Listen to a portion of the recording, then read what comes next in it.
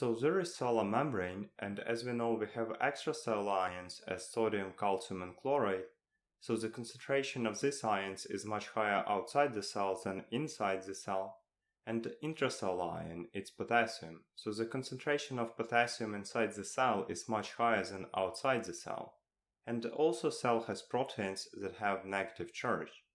Because the amount of positively charged ions outside the cell is much higher than the sum of negatively charged ions, the outer surface of the cellular membrane has positive charge. And the sum of intracellular potassium, sodium, calcium, chloride and proteins form negative charge inside the cell. And this negative charge inside the cell form membrane potential, that is, in rest state is equal to -70. So obviously in rest state, negatively charged proteins and chloride prevails over positively charged potassium, sodium and calcium.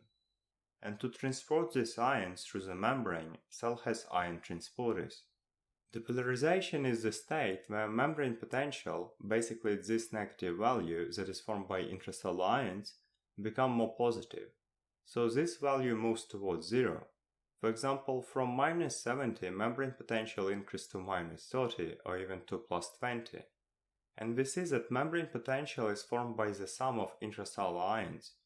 So membrane potential will increase if the amount of positively charged ions inside the cell will increase. So to increase the membrane potential, the amount of intracellular potassium, sodium and calcium has to increase. To explain depolarization, let's begin with the most simple example. Let's assume that every ion channel is closed. So in the rest, membrane potential is -70. Also we know that sodium is extracellular ion, and when electric impulse reaches cell, sodium channel is open, and in this moment sodium massively moves by concentration gradient into the cell. And the more sodium comes into the cell, the more positively charged ions accumulate inside the cell. So membrane potential begin to increase. So from -70, membrane potential with inflow of positively charged ions very rapidly increased to +15. And when membrane potential increased, this state we call depolarization. Another example, let's take potassium. For example, cells usually have a lot of leaked potassium channels through which potassium can freely move through the cellular membrane. And in case if blood potassium level goes up, extracellular potassium level increase, thereby potassium concentration gradient decrease. So now with decreasing force that push potassium out of the cell, more potassium ions remain inside the cell, and potassium has positive charge. This means that now cell has a high amount of positively charged ions inside the cell. So membrane potential increase, for example from initial -70, membrane potential moves to -30. And when membrane potential increase, we call this state depolarization. In contrast to depolarization, hyperpolarization is the state when membrane potential becomes more negative.